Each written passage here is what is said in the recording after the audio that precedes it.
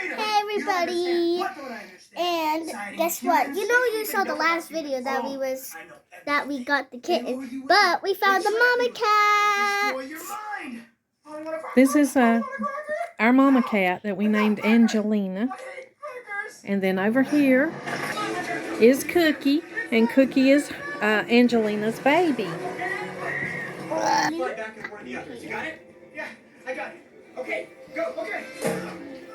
Well, we got this cat book that we have in our collection, and we like to look through it and find our breed of cat, and we looked through it today. The name of this book is Cats and Cat Breeds and Cat Care, and it's by Alan Edwards. And he has some veterinary consultants listed there that he used in writing this book. But before I show you that, let me show you Ellie. Ellie's been drawing her dog. This is her dog, and this is her drawing. How adorable is that, right? Well, I wanted to show you in here the breed of our cat. After looking through this book, this is what this looks like our mama cat, Angelina, and then this looks like her baby. And come to find out, these cats are Norwegian forest cats. So, you know, we adopted the mama cat. She's about 2 years old. And then we adopted one of her kittens, and my daughter took one of her kittens. And they're Norwegian forest cats. And so I just thought I'd share that with you since I show the cats on here, and the kids are always playing with the cats, that we looked up in the book and we found what our cats are. I got the foyer cleaned up some today. I got these floors swept. I don't have them mopped yet. I'm going to do that after the kids leave today. I got the floor cleaned down here, and I got the shoes put up. I had way too many shoes out here, but I just got the 3 pair that I've been wearing. You know, this is where I usually hang my purses. I wanted to carry a summer purse, and I put everything into this one. I love this purse. It's a not an expensive purse, but I loved it for the I think it's a Cato. It's from Cato down there, so it's not an expensive purse. But I just thought it was pretty for the summer, and I wanted to carry it. But it's so heavy. Everything's so heavy in it. But I've just been carrying this light little purse here until my shoulder gets better. I thought about switching to this pretty summer purse, but I didn't. I chose the other one. But that's why these are hanging here. I've got to put those up, and then I'll have this area pretty well cleaned up, and I've got to mop. You know, I swept this, but I didn't mop it.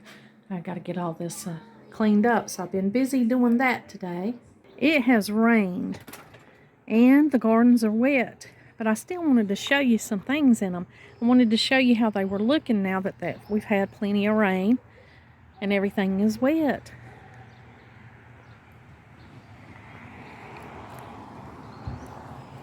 I'm going to share with you some of the passion flowers and some of the things that were not blooming the last time we came out here and checked the front gardens.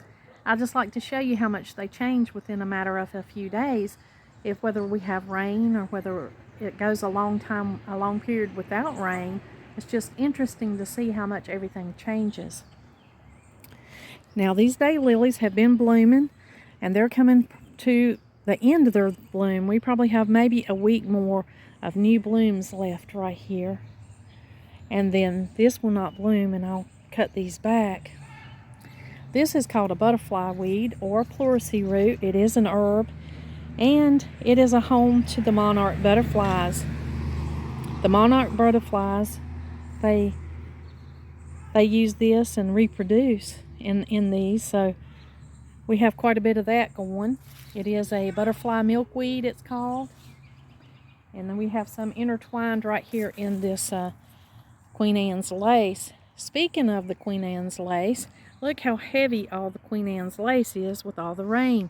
It's just laying over. But they're still very beautiful. I'm still enjoying them. I cut off some of the little heads of the Queen Anne's lace, and I put them in a book.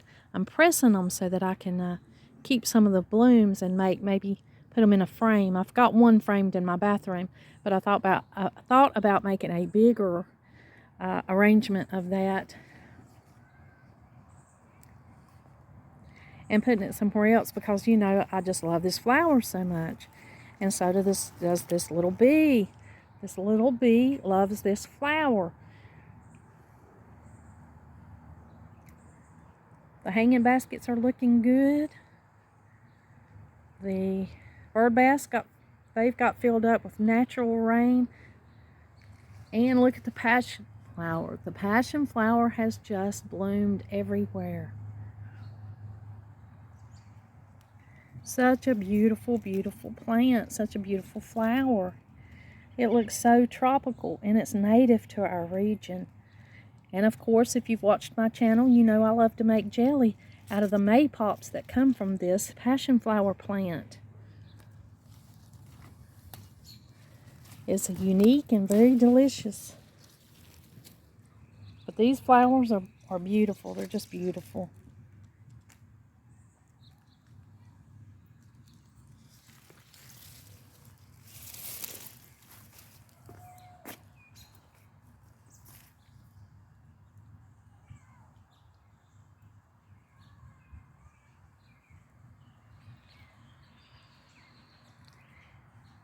The land's here's looking good where Donald planted it. The container gardens look good where we've got all of these flowers that we put into containers. They look like they're getting what they need. This clematis is over for the season. It's stopped blooming.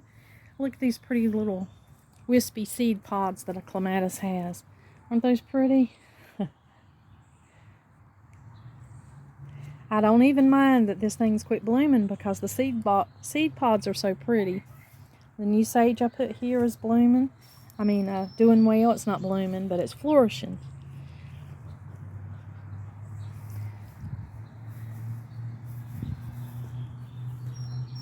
Pretty purple petunias. Catnip.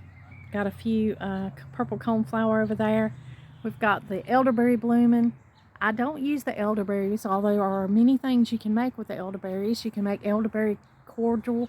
You can make elderberry syrup with these flowers.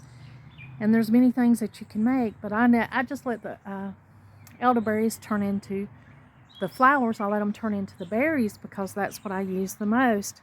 But this is doing well this year. We were able to get a few dug up and give to friends, so there's not so many little suckers around this elderberry as it was.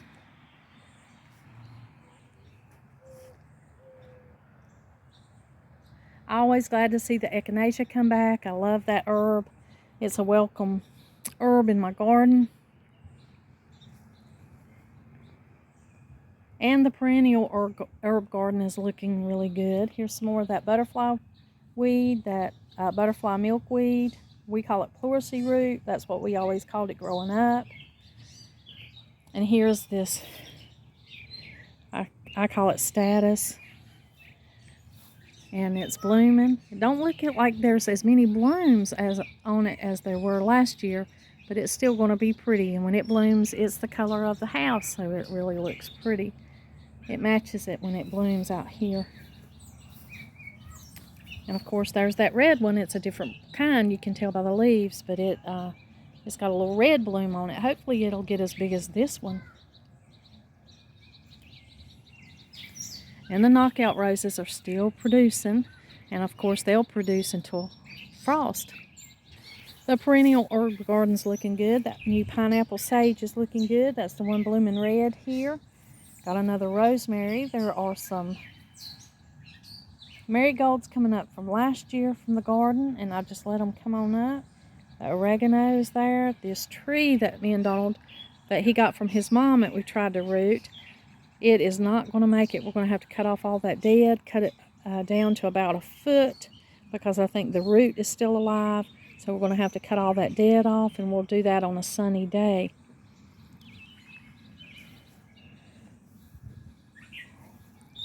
The oregano is big. It's looking good. Catnip. This thyme looks good. That thyme just has a beautiful flower, doesn't it? This rosemary's looking good. The comfrey, goodness gracious, the comfrey's just growing. It's happy where it's at, still blooming. I might have to divide that soon. The lavender looks pitiful. I'm going to have to change where I put the lavender. I'm just going to cut this one completely down and then get a new started down there where it has more room to grow on its own, and it'll do better. The new thyme's looking good here. There are a few blooms on the clematis. That's over here tucked away on this side of the house. Of course, it bloomed later than the other clematis, so there's a few blooms left on it. But they won't be there for long, and they'll be finished blooming for the season.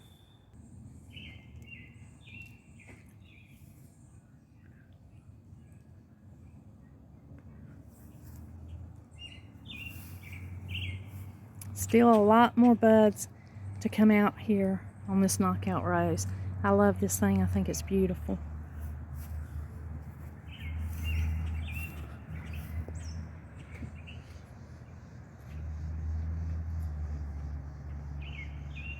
And that's how the gardens are looking.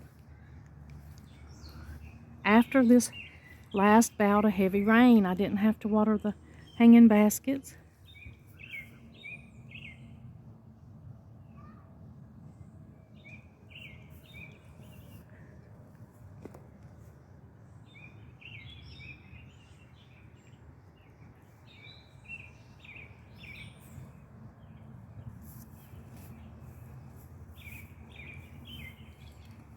This is not as quite as yellow as it was.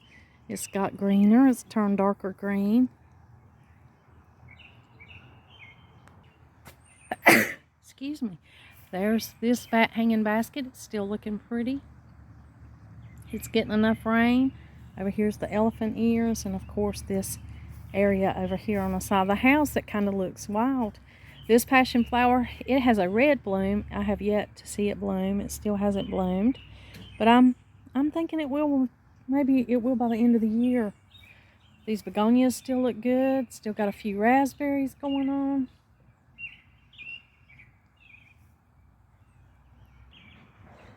So that's how the garden's looking out here today after we had this heavy rain, which I appreciate. You know, I always love the rain because that means I don't have to water with the city water.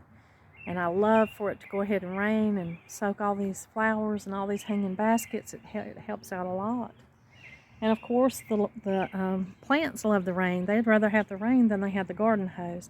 They do much better after each rain. But I wanted to bring you out here and show you the passion flower. You hadn't saw that blooming yet this year.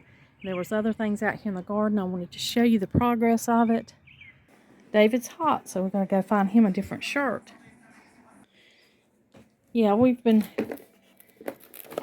reading the cat book, finding out about our cats. And of course the grandkids are really enjoying the cats. Ellie had pajama day, so she is in her pajamas. She's playing with Cookie. He has really, or she has really grown a lot since we've got her. That's a pretty cat. I'm 8 years old. Yeah, and the mama cat is really pretty. We ate eggs for breakfast and for lunch today. I made a scrambled egg sandwich. The other kids had fried eggs and different kinds of eggs that they liked. So that's what we had for lunch, and that's what we had for breakfast this morning. I'm not sure what we'll have for dinner. I have some fettuccine Alfredo that's left over, so I think I'm going to heat that up. We're going to have fettuccine Alfredo for dinner tonight, and that's what we're having out of our pantry as we're doing the 3 Rivers Challenge, and we're eating from our pantry. So we're eating what we have on hand. We're not shopping for any extra groceries until for the whole month of June. We're going to do it for the whole month of June. Well, thank you for joining us around here today. And like always, until next time. Subscribe. Oh, yeah. Subscribe and hit that bell. Yeah, if you would, please. We ask that you would subscribe. It really helps our channel out a lot. And until next time.